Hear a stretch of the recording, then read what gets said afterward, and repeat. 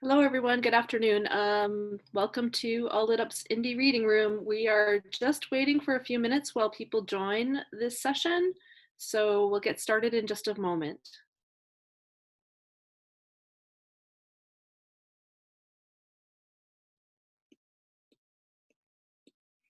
Give everybody a minute to come in.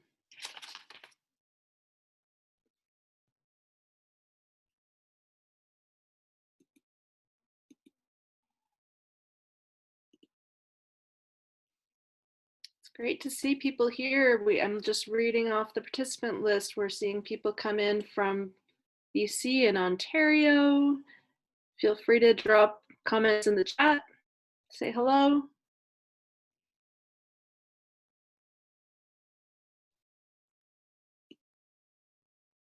Give it maybe 30 seconds more. Thanks for your patience.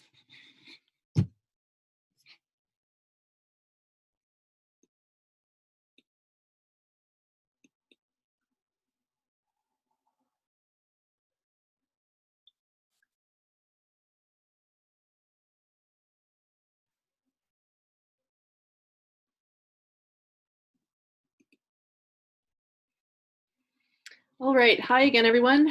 Good afternoon, happy Friday. I'd like to welcome you all to All Lit Up's second Indie Reading Room event. Thanks for joining us. We started the Indie Reading Room series as a way to respond to these challenging times we're living through. With so many book launches and festivals canceled, we wanted to support our publishing and literary community. We're so very happy to be able to celebrate new books and authors, and we hope you find this online way of engaging and boosting books as rewarding as we do. We all know how important independent publishing is. I can see again that people are joining and from around the country. I encourage you to say hello in the chat box. It's really nice to see your comments as the readers, as our featured authors are reading and answering questions. If you're unable to hear me for some reason, please let me know in the chat box. We'll try to take care of that. And if you happen to be new to Zoom as a platform, you can type comments into the chat, and when the time comes for our Q&A with our authors, you can type your questions into the Q&A section. Both of those buttons are located on the bottom of your screen.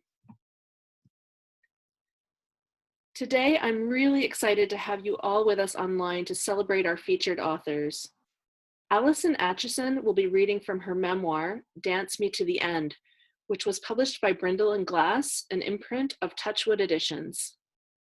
And then Marina L Reed and Marian Grace Boyd will read from their nonfiction book called Remember It's Okay, Loss of a Partner, published by Blue Moon Publishers. Following each of the readings, we'll have a short Q&A period where you'll have a chance to ask your own questions. So please put your questions into the Q&A area and not into the chat box so that we can keep up with them and see them, and I will read them out to our authors. And if you already submitted some questions in advance, no worries, I have them queued up. So before we kick things off, we at All Lit Up wish to acknowledge this land on which we live and work. For thousands of years, it has been the traditional land of the Huron-Wendat, the Seneca, and most recently, the Mississaugas of the Credit River. Today, this meeting place is still home to many Indigenous people from across Turtle Island, and we are very grateful to have the opportunity to live, work, and meet on this land. I also want to acknowledge the ongoing support of the Canadian government through the Canada Book Fund, the Canada Council for the Arts, and the Ontario Arts Council. Our public arts funders play a critical role in sustaining Canadian literary culture. We could not do what we do without them, so thank you to them. And of course, again, we'd like to thank all of you here today for joining us to celebrate indie books, publishers, and our featured authors. Up first today is Alison Atchison, who is a Vancouver-based writer. Alison is the author of 11 books for all ages, including Dance Me to the End, which was praised by Library Journal as a mesmerizing memoir by a talented writer. She holds an MFA in creative writing from the University of British Columbia, where she now teaches in the same field. She lives in Vancouver, BC with her youngest son and a wood stove as a writing companion. You can visit her website, AlisonAcheson.com, all lowercase, to learn more about her work. And allow me to just take a moment to give a shout out to a blog post I read on her website called Putting COVID-19 into the Boxes. Very wise words there. I highly recommend it. So, about the book. Dance Me to the End is an evocative memoir about the emotional impact of witnessing a loved one suffer from a neurological, degenerative, and terminal disease. This is a detailed account of grief, of shock and pain coexisting with levity, laughter, and love shared with her husband and sons in the final months of Marty's life. Over to you, Alison.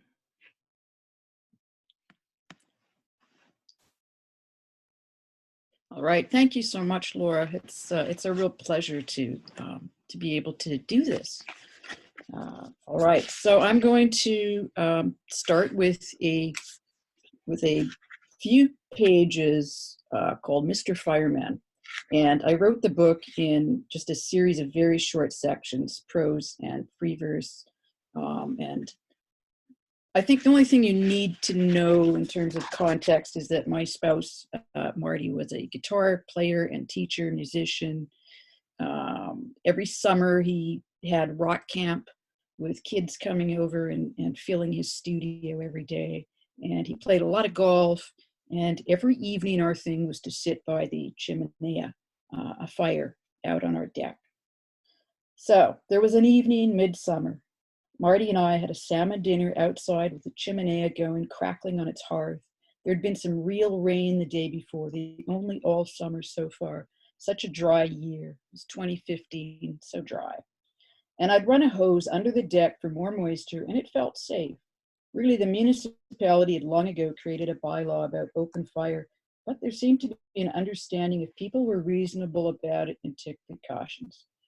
Throughout that summer, I was mindful of Marty's wish for this summer to be normal.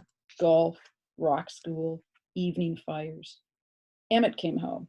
He joined us, spoke of Steely Dan and lyrics. Ole arrived home from being out on the river with his buddies. Later, it was growing dark and Cleve returned home to share his workday. I settled into the evening, surrounded by my family and so aware of that.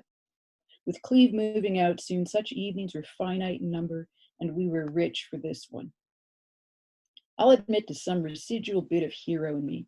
Batwoman, rescue in an hour. The hammock was swinging with Emmett. Faces were illuminated by flames, music, wine, talk, laughter. Then I realized there were also sirens and flashing lights. The street out front was filled with noise. The noise had come to a stop right outside our house. It took me a half second to realize what this meant, and I dashed into the house, filled a large jug of water, poured it over the fire, and repeated 3 more times until all that was left was hissing steam and gray ash. Just as the back gate bumped open and we were invaded by a burly, aging fireman flanked by several young, worked-out, up-and-coming uniformed fellows. The leader marched up the few stairs to the deck and launched into how stupid we were to have a fire on the bare wood of our deck. I numbly pointed out the solid tile hearth underneath. But then he berated us with, "I'm sure you go to sleep while this burns out." "We don't," I started to say. "We sit with it until there's nothing left." But he went on, and how we needed to know that all around us the province was burning up. "And you so wish you were there anywhere but here," I wanted to say. But this time I kept shut. He sent one of the young men away to find the hose, and I followed the young man. I was shaking. I tried to say something. What was I hoping to say? "Please let us have our evening. It's another last thing, and we need it for memories." I said something, I can't remember what, and the young man just said, "Talk to the chief, it's all up to him." I could see him watching surreptitiously as burly chief threw around a substantial weight to make his point. Chief took the hose from the young man and rammed it down the chimney. There wasn't so much as a spark left, but he bellowed for the young man to turn on the water, and then he let it flow and overflow, soggy ashes pouring out onto the deck as he stood shouting out to us that we were lucky he wouldn't find us this time. But next time, there'd better not be a next time, he let us know. All the young uniformed men looked embarrassed now. Every muscle in me felt exhausted watching them troop back down the steps through the gate, with Chief waving that hose around and his men trailing behind. We stood looking after them, the deck suddenly darkened without the flickering fire, and all of us feeling soggy. I had a sudden burst of angry energy swell up and out of me and shouted, "I guess someone hasn't gotten any lately." But they either did not hear or knew better than to come back. Ole looked at me in horror. Surely his mother hadn't said that, had she? But the following day, telling the story to his friends, that was the first bit that came out. You won't believe what my mom said. Some color from all the ash gray.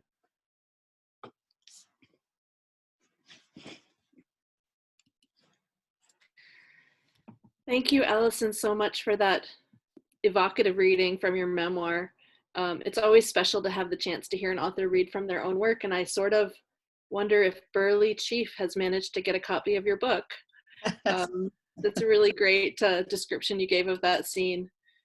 Before I open the floor to questions from the audience, I'd like to kick us off with one. Your book draws from journal entries that you made during the 10 months and 10 days, that's your subtitle, of caregiving. Can you tell us about the process of journaling for you as a writer, and then the process of turning those personal raw entries into a book? Journaling is something I've done off and on. As a writer, I wish I'd been a little more on than off, but certain times in my life have just been too busy. And even though through those months I was really busy and sleep deprived, I began to find it just necessary every day to scribble a couple of pages. And by the end of it, I had over 600 pages. And I think that process every day allowed me to work through what I was going through in a way that I don't think I would have otherwise. So the book is actually, I don't think there's a sentence in common between the journal I kept and the published work. But I couldn't have written the book without the journal. I think it kept me on a path. Mm-hmm. Were you conscious too, just as a follow-up, were you conscious of like documenting that you might not remember it later? There was a real urge within me to just, that urge to document as a way of compiling memories. There was this sort of sudden realization that I'd been married for 30 years and didn't feel like I had the amount of memories I would have liked to have had. So that the journal, it did that as well as just help me keep track of my daily emotional stuff that just felt like too much otherwise. Mm-hmm. Well, thanks for sharing that. We have a question that came in from Tan. What was the editing process like for you working with such personal material? I worked with, actually for editing, I worked with the publisher, and she was just an amazing editor. I've published enough books that the editing process wasn't new. I think it may have been completely different if I'd been new to that process. But as a writer who's published and taught, I'm able to sort of find different parts of myself. And there was a sense of building something that other people might feel useful or find useful. So that that really, I think, gave me some strength to go through that. Right. To relive it in a way, but as That an might be artist. useful. Yeah. To Yeah. me and to others. Yes. Great. Thank you for that. I'm curious about the title. I think it references a Leonard Cohen song, and I know you mentioned your husband was a guitarist and a lifelong musician. just how did that song particularly and music in general inform the writing of the book, or and also just if are there any other art forms that also kind of intersect with your work? Uh, it was a wet, ugly day in February, and CBC Radio was on, and they played the Leonard Cohen song. And of course, I'd heard it, many times before, but it really resonated that morning. That was around the time where I was having to start missing my flamenco classes. And I discovered flamenco a couple years before Marty got sick. And I'm not a great dancer. I'm not I'm not even a half decent dancer. I didn't dance as a kid, so I came to it as an adult. And it's just flamenco in particular is just such an amazing emotional form of dance. And it resonated so much to hear that song that particular morning, and that's how that came about. And music has been just critical to the grieving process. Okay. So it's so good. And the song we're referencing is Dance Me to the End of Love by Leonard Cohen. Yeah, great. Thanks for that. In the opening pages of the book, you talk about hope versus acceptance, or hope and acceptance, and this ideal of being able to hold two opposing concepts in your mind. What do you want readers to take from this, or how did you struggle through this? I think that's just so key to negotiating life, is to take these things that seem to be so at odds. When you get when you're given a terminal diagnosis, it's that things start to wrestle internally. How do you be hopeful? How do you not give up? How do you be living while you're dying? And how do you live with that as someone who's outside that? And it seems,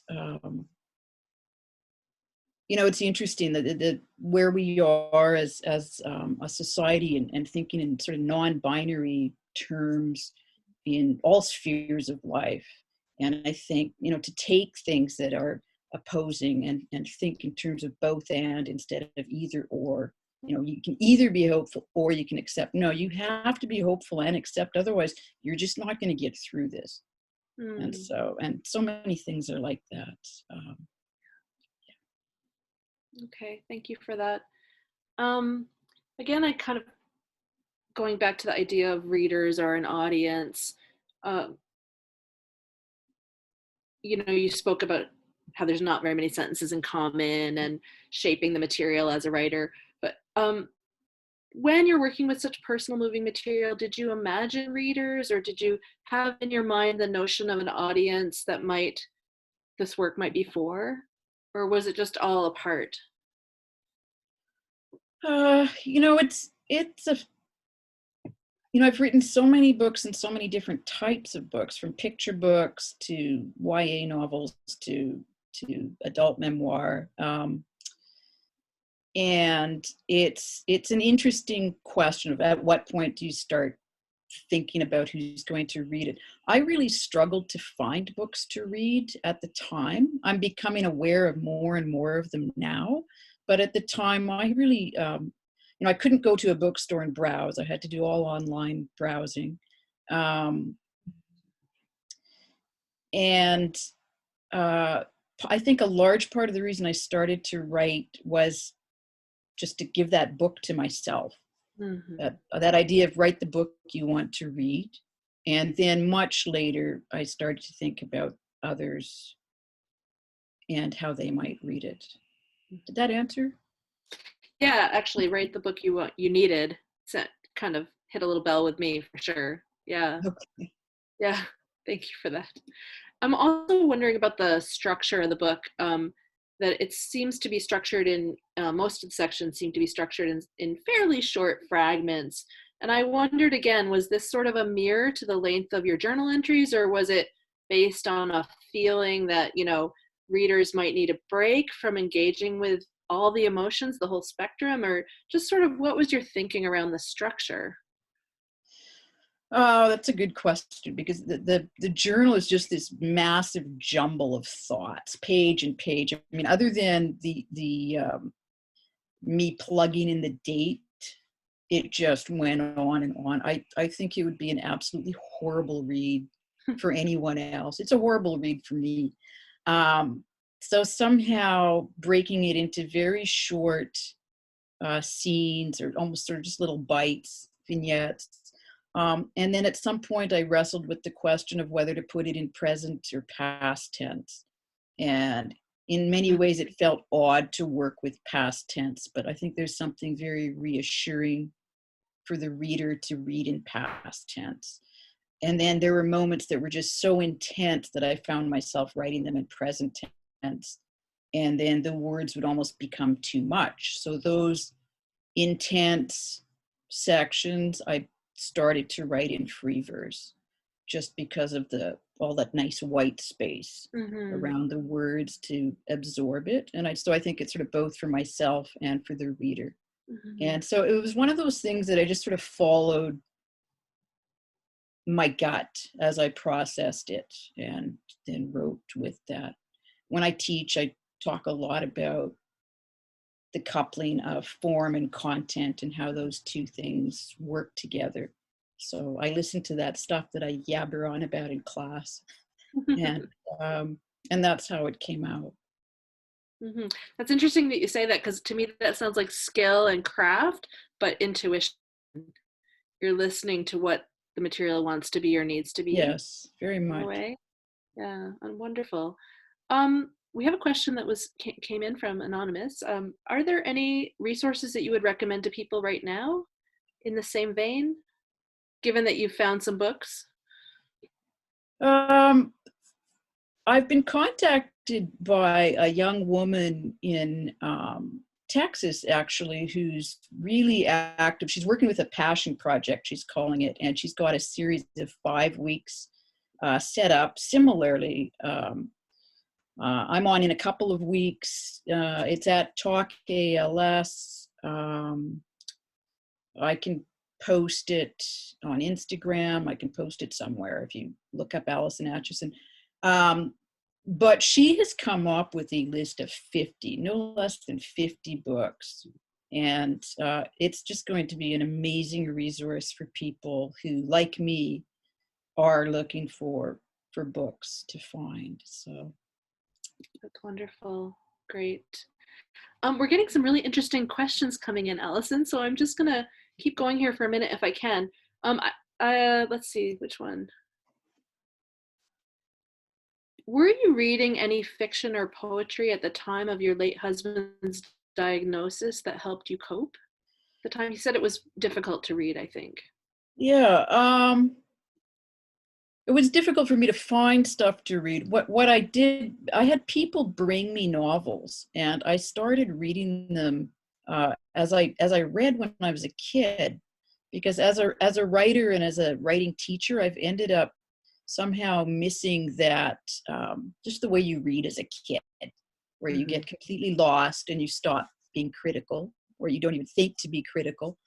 All the light we cannot see sort of opened the door. A friend Oh, I just love brought that. that. She said, I've read this, I love it, maybe you like it. And what I found is that Marty would be waking up all night. He literally would wake up every 20 minutes all night, and I wouldn't sleep.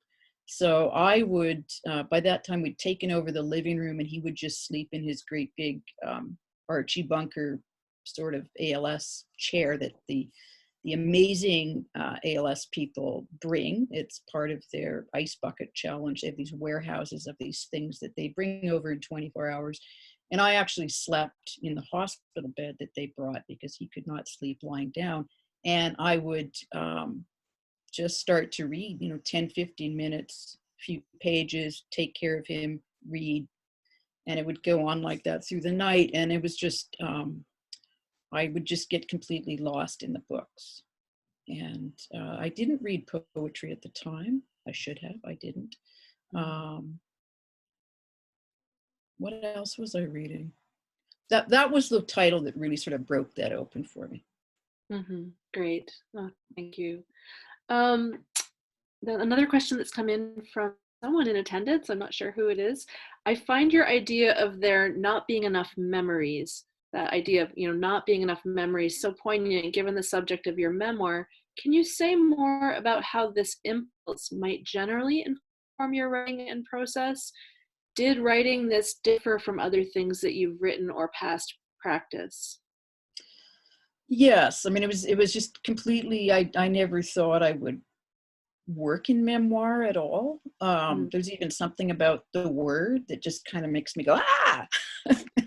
uh, I love writing fiction. I think we can look at so many human truths through fiction. I mean, there's just such a mass of nonfiction right now, but I have a big place in my heart for fiction and poetry, and picture books are extraordinarily difficult to write, and I have again a big spot for those. But what it has made me really think about is the significance of keeping a journal.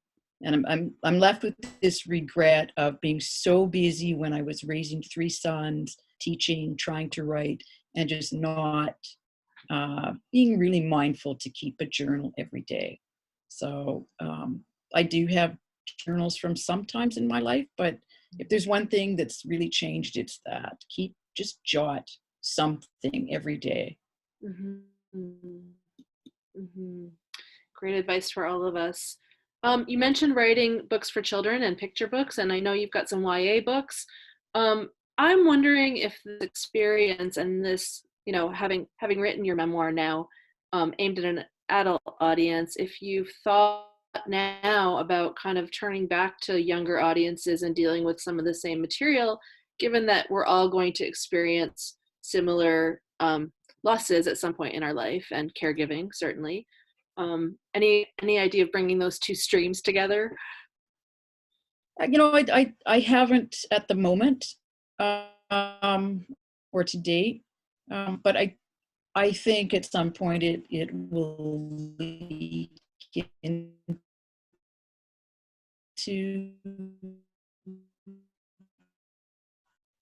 the work for younger people. I think it's inevitable. Has to be still for a while or so. I've switched gears for adult, which is I publish short fiction for adults, but not a novel. So Code reading room, and enter that code in when you check out, and you'll get the discount. We're going to pop that link into the chat box so you have it, allitup.ca. And the book, of course, is called Dance Me to the End, and it should be there for you. You can access the link there. And it's also, by the way, that link is also in the PDF program that you received when you registered for the event.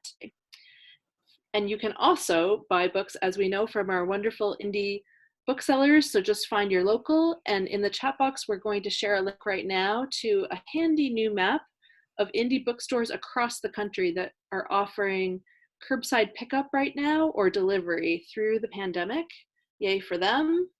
And so you can purchase it there. And finally, of course, you can also purchase a copy of the book directly from Touchwood Editions on their website, which is touchwoodeditions.com. I want to thank Alison again, and Brindle Glass for being here with us today. Thank you, Alison. Thank you so much. So now it's my pleasure to introduce our second book and its co-authors, Marina L Reed and Marian Grace Boyd. They will read an excerpt from their book, which is called Remember It's Okay, Loss of a Partner, and that book is published by Blue Moon Publishers. So about the authors. Just 1 minute, I'm not.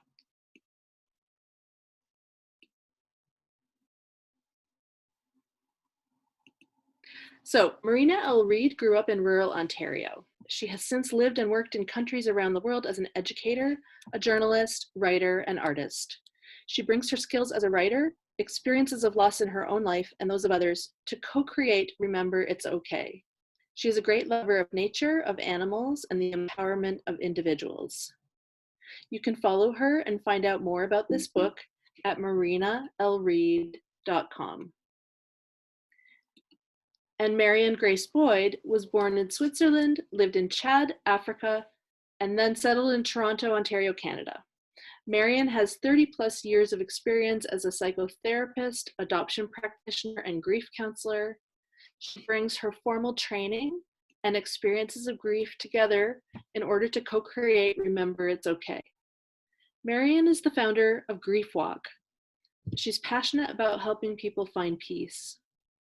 You can follow Marian on Instagram /Remember It's Okay. And I just want to describe the book to you all. If you've lost your partner, your love, your other half, this book is for you. If you don't know where to turn because your heart is so very broken, open this book. Inside these pages are moments you can identify with and guidance that will help you on this painful journey through grief. And now I would like to ask you to please welcome Marina and Marian, who will read from the book.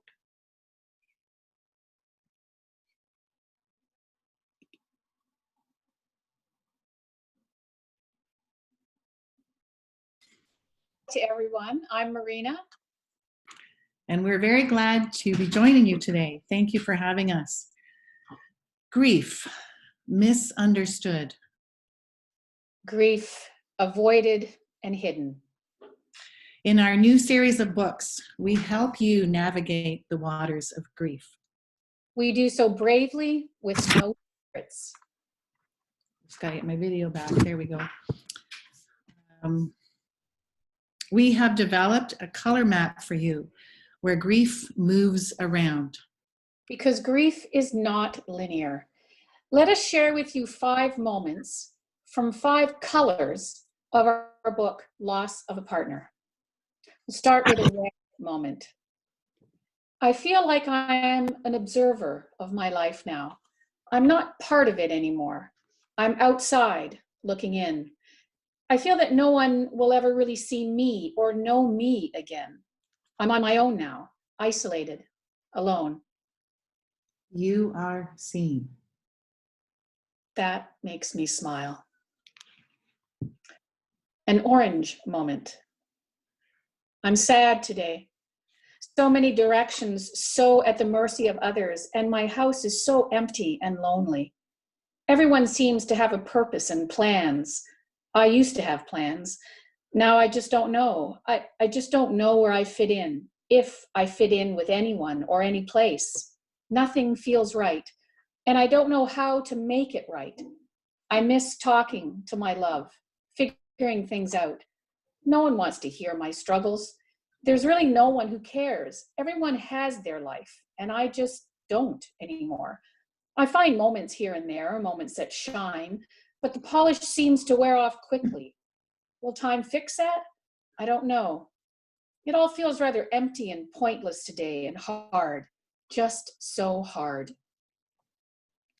It is hard. Grief is hard work. And it is that work, not time, that will help soften your grief. Seeing that there are these little moments that shine lets you know that you are doing grief work. Good for you, but it's hard work. Remember to give yourself permission to rest, to give yourself space from the hardness of grief. Be kind to yourself today. You are worth it. A yellow moment. 1 year ago today, he died. It's like a black mark on the calendar. I can't even get out of bed. I'm not going to. I'm pulling the covers over my head and staying here, maybe forever. Indeed, it is a black mark on the calendar. It's a hard day. The day that made the black mark on the calendar. Let the covers shelter you and hold you. Let it be the day that you stop. Let it be what you need it to be today. A turquoise moment. I retreat into myself, quiet, musing, watching, trying to find my new rhythm with self, with others, looking for patience, listening for clues, readjusting pieces, allowing my world to expand, allowing myself to expand into learning on how to walk this place alone and yet beside others as they carry their own perspectives so different from my own. I'm sitting with a tea, comforted by these beautiful words. Thank you. And finally, a pale blue moment. I am coming to find that my soul, my spirit, welcomes silence, the fullness of quiet, like the solid, all-encompassing silence of swimming underwater. And it is in this quiet, serene silence that the spirit sings. It is here that I find my love again. Moments of silence in an oh so busy and noisy world. I welcome the hush of noiselessness. I am listening with you. Yes. These 5 moments show the raw experience of a grieving person and how we can move and heal in our grief journeys. Please know that anyone can become a support person. We are guiding you. And as the griever, even though you reach a pale blue moment in your grief journey, you may find yourself back in a red moment the next day. But remember, it is only for a moment, and it's okay. That's grief. Remember, it's okay. Thank you.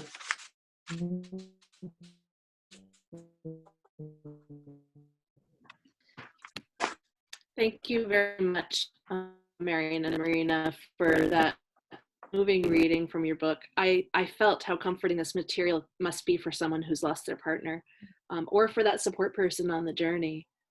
Before I open the floor to questions from our audience, again, I'll start with one. In the opening pages of a section called About This Book, you say, this is an experiential book. You live this book, not just read it. Can you elaborate on that idea? Can I start with that, Marian? I think we said that because we did a lot of interviews with people who had lost partners, and in our other books, we have a number of them, parents, teens. The experience was because people were telling us their stories, and every moment is a collection of those real life, authentic moments and experiences. So when somebody reads this, it's like reading somebody's very personal journal, and you feel what's happening just the same as it's happening inside you. So it is very much an experience.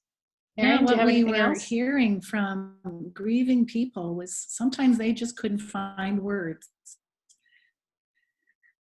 And Marina has an incredible way to put words together, to give words. And so we needed it to be experiential. There's more books are about how to grieve. We truly wanted this to be the voice of a grieving person and the voice of a companion, somebody that's walking alongside them, putting it truly into their voice. So that's the experiential side of it. Mm-hmm. Oh, thank you for that. Very interesting, especially these days when, people talk about the act of reading as sort of an empathy building thing, but this sounds like you're even taking that to another level of be there in that situation. So I'm going to take some questions from the audience, and reminder everyone, you can type questions into the Q&A box, and I'll read them out as we get it. Remember, it's organized by color, and we just heard that in the reading that you gave us. There's 6 colors in all. How did you arrive at colors as a framework, and how did you settle on those particular colors? Sure, I'll start that. In my background as a psychotherapist and grief counselor, what was very evident that truly the basis of most discussion or stages of grief. And the interesting thing is that Elizabeth actually wrote that for people who were in palliative care, and it really meant that grieving people. It's been confusing but we wanted to show movement in a book. How are we going to do that? And both Marina and I love to work with color. We love to work with art. And so in our conversations, we began to talk about color. And why don't you pick that up? Because as the main artist in our duet here, why don't you go with it now, Marina? Yeah, well, we felt the stages. I mean, having lost my husband and feeling that everyone wanted to keep putting me in a stage and they never fit, we created this new paradigm of a grief color map. And the colors came very instantly to us, and then they were validated by color therapy. Colors have been resonating throughout history, and we all resonate with colors. So I'm just going to give you a little brief explanation, as we have it in our book, of how the colors work. But you don't just go to one color and the next. It's like a map, a web, and you interconnect and weave your grief throughout these colors. So the red one is survival and urgency. Orange is beginning to find yourself and the immediacy. Yellow is coming back to yourself with growing awareness. And then the colors move into green, which is the concept of learning to balance yourself and that learning about yourself and about life again. Turquoise is the next color in the book. And asks the question, what path am I on now? And you have an increased awareness and curiosity about what your life is going to be like and what it's going to look like. And then pale blue is the last color in the book, and it's the color of clarity of a new path, the clarity of and the beginning to move forward, being more open now, more open to life, more open to love, just more openness. And so those colors really captured a sense of movement, but didn't slot. And like Marina was saying, it's this concept where like red and orange kind of can blend together, and then the yellow, and there's this movement, and it created for us a very new paradigm, a new conversation, and a new way to talk about grief. And it's really resonated with folks that have been reading the book. Mm-hmm. Great, thank you. We have a question that's come in, and I just think this is a fabulous question too, so I endorse it. You collaborate so nicely. How did you decide to collaborate, and what helped you make it work for being co-authors? Oh, I'd love to start that. Is that okay, Marian? You bet. Yes, having been in education and journalism, teamwork is extremely difficult. But Marian and I just seemed to have such a deep respect for each other, and we had such different roles, and everything was very authentic, and it was just quite lovely. How it all started is because after my husband died quite suddenly, I couldn't find anything that really supported my grief, and Marian was a great help to me. And then time went by, and she said to me, I'd really love to put the cherry on top of my career and do something for others. And I said, I would really love people that lose someone to not feel so alone. And so we came together with our different skill set, and it just went from one book to 6, and it's been quite a journey. To add to that, it's it's emotional for me because Marina and I have been through a lot of dark valley, right? Mm-hmm. And I knew it wasn't time to ask about writing a book, but I knew she was my person because we would email back and forth, and Marina had a way of putting into her emails, creating these word pictures that just described grief so brilliantly. But I knew she needed to have her time and space to be able to get to that place in her own journey. And then it was time to ask her the question, do you want to do this? And honestly, from the get-go, even in figuring out what this would look like, and the colors and the moments and every element of it has just been, there's been such a flow to it. It's been absolutely remarkable. And she got what my heart has always been, to give grieving people a voice and help them learn how to grieve again, and to help those people who want to help grieving people learn how to do it. We got to bring grief back to normal again in our society. We've put it into professionalism so much, but it really is a human to human thing. And our collaboration is truly that dance of a grief and a companion, a griever and a companion, two people who respect each other's journey, two people who listen deeply to each other, two people who want to find healing and movement and hope. And honestly, our times together, sometimes we are wrestling with, no, that can't go in, or yes, it can, but we always found our way. And I just wanted to add to that. Yes.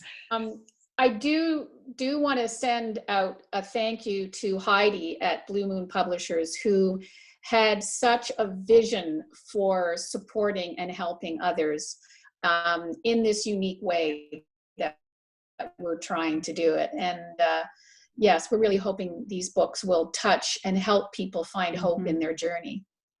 Great. That's so great. And yes, cheers to our independent as possible. I just want to follow up on one thing. In thinking about each moment that you kind of captured on the page, the moments are filled with meditative lyrical passages. We heard a little bit about of those sample, written in the first person, and woven throughout them are suggestions, reassurances, and even exercises, simple actions like drawing or making a list. Can you tell us a bit more about how you approached this material from different angles, such as, a therapeutic angle, probably more, that's more you, Marian, but also creative writing angles and maybe other angles? Yeah, I'm going to jump in there, Marian. You go. The writing, this was having written fiction books and scripts at CBC. This was a completely different kind of writing, even though I think because there was such passion in it, but I had to really crawl into the skin of every person that told a story to us. So it was very draining, because writing in first person, I had to be in those moments. And that's why they're so authentic, because I lived every one of them. Even if those stories weren't actually mine, they became mine in order to write a very comprehensive first person journal entry. And they're not taken directly from one person. They're a combination of different stories woven into one. So there was quite a lot of skill set to do that. And then I would read them to Marian, and Marian would respond to me as if that was a person that she was supporting. And then we would create the voice, and I would, figure out a way to make it brief, because we wanted these moments to be brief. Someone who is in grief does not want a lot of dense words on a page. And we were very clear about that. And we have blank pages where we make suggestions of how they can chart their own journey. So yeah, it was very, very interwoven and incredibly creative coming up with this. The other thing that we became very aware of is that there may be some folks that absolutely don't have anybody to support them. They could be isolated, they could be in a community that just doesn't feel safe, whatever the reason. We wanted this book to become their companion as well. So that's why there are blank pages where they get to have an opportunity to write their story, their words. That's why there's also suggestions about, we call it a blank page suggestion, some ideas. Not every page has it, but there's, and it's open. we wanted it to feel free and open. So that's a picture, words on one side and openness on the other side. Each moment stands alone. So this book could literally become a companion, a support, the voice of a companion to somebody who's grieving in a situation of isolation. So that was another reason for designing the book to become a personal journey, a personal journal. You heard Alison talk about how important journaling is. And so we've given space and breathing space to be able to do that. Oh yeah, breathing space is a lovely notion. Mm-hmm. Holding space. Mm-hmm. Yeah, thank you for that. So we have, I think we have time for 2 more questions. We've had a bunch of questions come in. Let's see how many we can fit in. Does your color framework apply to loss in other areas of life? Absolutely. Just thinking about, grief is not just because of a death loss. Grief is also because of other life losses. And so, yes, it's interesting when we were doing the recording of Loss of a Partner, which is available right now, the studio person that was recording it said, oh my goodness, I am learning so much about my grief and my journey, and now it's making more sense to me. So absolutely, the color paradigm, the coloring absolutely matches other losses. Mm-hmm. And on the website, marinalreed.com, there is a remember page where we do have a section called Grief Portals, and we invite people to share stories that are about grief not pertaining to actual death, but our remember books do specifically deal with that. Loss of a parent, loss of a partner, loss for teens who are very marginalized in their grief, and then 3 more books coming out next year. So yeah, the color spectrum is something we live all the time. Yeah. So actually, that's a great segue. I was going to ask you about the other books in the series. This is the first of a book in the series. Can you just expand on them a little bit? You said, I didn't realize there were 6. Yeah, the 6, the first one is Loss of a Partner, because that's how it all started. And then Loss of a Parent, which we had no idea would become as important as it's becoming now. Loss for teens is because teens, and we worked with a lot of teens that consulted on that book. Too young to be taken seriously, too old to be ignored, but they are left in the middle. And there is no one sort of showing them and modeling them how to deal with their grief. Mm-hmm. So this is a very important book for educators as well as parents. And then next year is Loss of a Pet, Loss of a Sibling and a Friend, and Loss of a Child. Okay.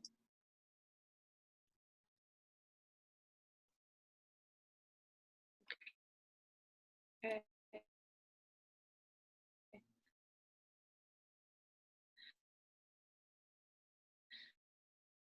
To grief, or have a hard time acknowledging their grief. Yeah, that's part of the secret thing that we talked about at the beginning, which, people are really nervous about it. Marian, what do you think? We've been able to offer this book to folks that are having trouble moving towards their grief, and it's almost like it gives them a glimpse into what the journey for them might look like.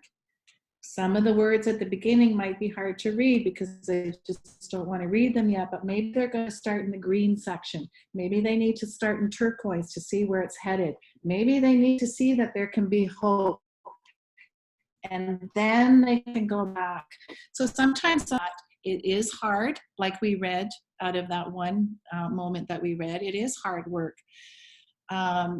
And there are ways to find help and find movement. And the best way is to be open in our grief, to find ways to let what's going on inside, to let it out. And often it is through speaking and talking.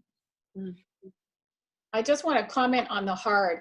It is hard, but having gone through it, if you don't deal with it, it sits like a poison. Yeah. And I think that our books, when you read them, it's like reading your own thoughts as a griever. And there are some raw, very harsh things that are said, but often those are things that someone who is grieving don't feel they can say out loud. Yeah. But when they read it in our book, there's a comfort, like, okay, I'm all right. I'm not going crazy. And I'm not the only one. Yeah, and you might be in that intensity, but when you read the turquoise and the pale blue, that's where you're going to get there. And that's the hope that's built into the cover of the book. So yes, we very much encourage people to pick our books up because it will give you some courage and some hope that dealing with this grief is okay. Mm-hmm. Remember, it's okay. Great. And I'm glad you said that because we had a question. Could you please repeat the title of the book? So it's Remember It's Okay, Loss of a Partner. Yeah. Right. And it's okay. There you go. Thanks. Thanks, Marian. Yeah. Great. Awesome. Well, thanks to everyone for all the thoughtful questions. We encourage you to grab a copy of Remember It's Okay, Loss of a Partner from All Lit Up. And we're sharing the link in the chat box right now to alllitup.ca where we've got the book listed. And a reminder that this book and Alison's book are 20% off until May 15th. And all you need to do is put the promo code Reading Room into when you check out. You can also find copies of these books from your local indie booksellers. Consult the map, again, that we shared in the chat box. Again, those are really heroic local indies who are providing us with books through this pandemic in whatever way they can. And finally, you can also purchase the book through the publisher's website at bluemoonpublishers.com. I want to thank Marina and Marian and Blue Moon Publishers for being here with us today, and to everyone watching from home. We've heard today, we know how important books are to us, but we've heard today how books can be a solace, how they can be a consolation. Our authors talked about how they needed to write the book that they was missing, that they just needed to have in their lives. And I find that very powerful. So we hope that you were able to learn something and enjoyed this Reading Room event. We have more coming this month, and we're going to be sharing the links to those events on our social media.